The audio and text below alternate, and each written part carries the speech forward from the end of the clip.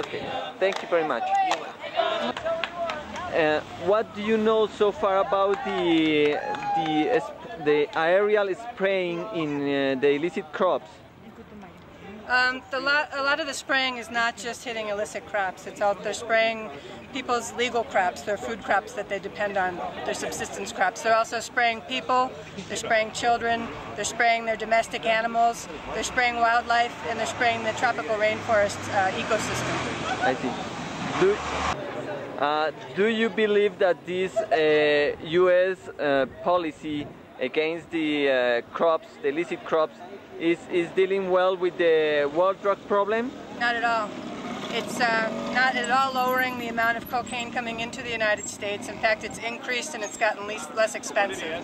So it's a very ineffective policy. They're wasting a lot of money and causing a lot of misery to a lot of people and a lot of ecological damage. What do you think it should be done? I think we should deal with the problem at home. If we're concerned about U.S. drug use, we should be creating programs at home to allow treatment for those that are addicted. It's a health problem. It's not a criminal problem. Okay. Do you believe that the U.S. policy, this military aid to Colombia, is reflecting the U.S. public opinion? Not at all. Most United States citizens do not know what is happening in Colombia in their name.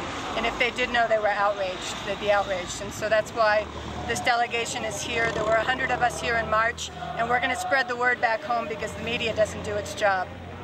Okay. Tell us more about Witness for Peace. Witness for Peace started about 19 years ago in Nicaragua when the U.S. citizens started to become aware of the Contras that were funded and trained and were given guns by the U.S. government.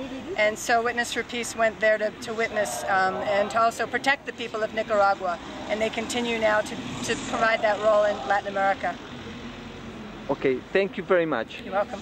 Very interesting. I heard that the U.S. government is doing some investigation about the effects of the spraying in the illicit crops. Do you know something about it?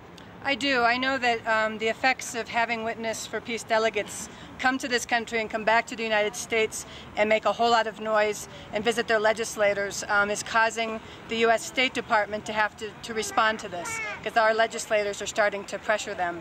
And the studies, though, that I understand they're conducting are not scientifically valid at all. And so we would like to provide objective scientific input into those studies so that they actually mean something. Okay.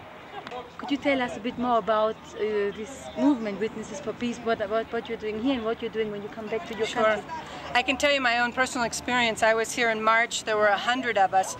We all go home, and that's when the work really begins. So we commit to telling the stories that we've heard from the people in Colombia to the people of the United States so that then they can pressure our legislators to change this policy. And it's very effective, and it's making a big difference already. Yeah. So you are coming here to witness personally what is going on here. Absolutely, and what it does is it makes it a very personal reality then. We understand what's happening to the people in Colombia. So when we hear stories back home that dismiss what's happening here, we know that it's not true. And we speak the truth to the powers. Thank you.